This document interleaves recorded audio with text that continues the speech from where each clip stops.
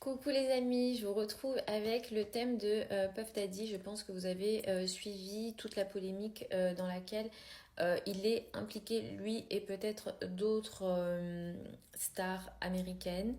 Donc en termes de scandale, on est servi entre l'affaire Mazan et cette affaire-là et je pense que dans les semaines et les mois à venir, il va y avoir d'autres révélations parce que comme je le dis, les éclipses, ça a des impacts assez longs et pour une éclipse lunaire, on a quelque chose qui peut impacter sur une période de 6 mois.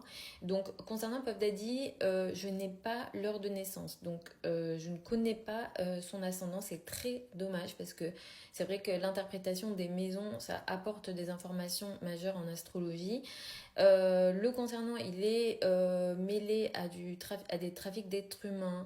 Il y a plein de scandales sexuels dans lesquels il est concerné. Je pense qu'au fur et à mesure, on va apprendre aussi d'autres choses. Comme je vous en ai parlé à plusieurs reprises en astrologie, on s'intéresse beaucoup à Mars, à la planète Mars dans les thèmes de naissance.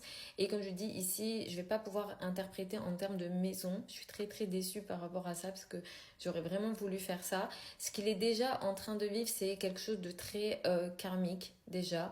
Parce que les éclipses ont lieu, regardez son nœud nord, il est à 19 degrés du poisson, son nœud sud est donc à 19 degrés de la Vierge. C'est pas fini pour lui. Déjà, les éclipses ont lieu, sont en train de bouger sur l'axe poisson-vierge. Donc, tout ce qui est en lien avec le karma revient donc dans sa vie.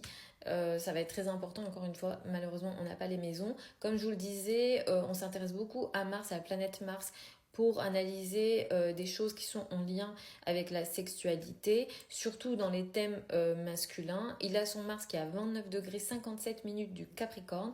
29 degrés en astrologie, c'est un degré qu'on appelle anarétique, c'est un degré saturnien.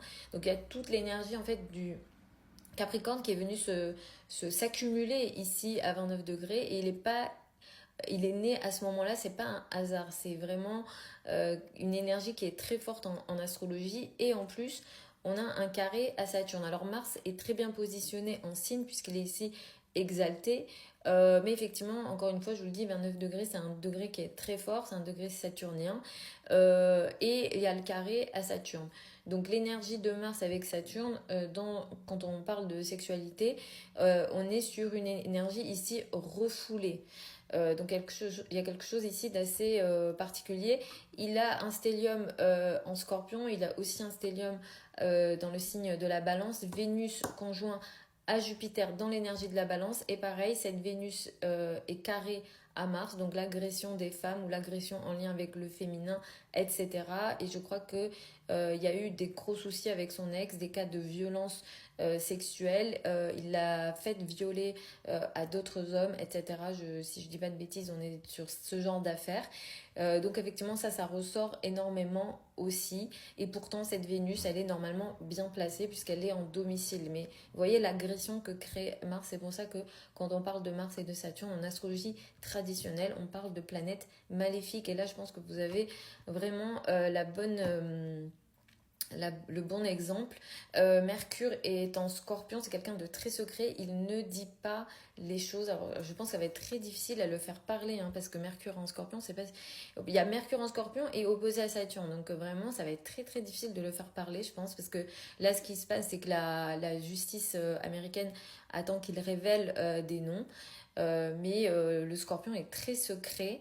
Mercure est aussi en scorpion, donc il ne va pas annoncer les choses très facilement. Mercure opposé à Saturne, c'est quelqu'un qui est très froid dans ses pensées en fait. Il est très calculateur, il est très froid, très concentré sur les faits. Il peut être très dur aussi dans ses mots, dans ses paroles, très dépourvu d'émotions. Voilà, je suis déçue, je suis très très déçue parce que j'ai pas les maisons et j'aurais voulu vous faire une étude un peu plus complète et éventuellement mettre les transits dessus, travailler sur des prédictions, voir qu'est-ce qu'on peut en ressortir. Évidemment, là, j'imagine un petit peu les planètes actuelles et les éclipses, je vous en ai parlé, mais c'est pas pareil que si on avait vraiment le thème au complet. Voilà les amis. J'espère que ça vous plaît quand même. J'ai essayé de regarder pour Jay-Z et d'autres aussi parce que je pense qu'ils vont être concernés aussi. En tout cas, c'est ce qu'on dit. Vous avez le lien de mon site internet au niveau du profil, hein, si vous souhaitez une consultation privée avec moi. Les délais de consultation sont de 2 semaines.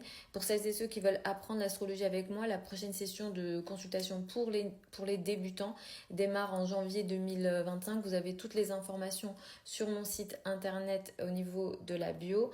Je vous embrasse. Je vous souhaite une bonne éclipse qui arrive avec l'éclipse du 2 octobre. Hein, j'en ai beaucoup parlé, c'est une éclipse un petit peu compliquée.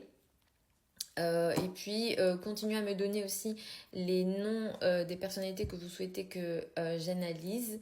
Je vous embrasse et puis je vous retrouve lors d'une prochaine vidéo.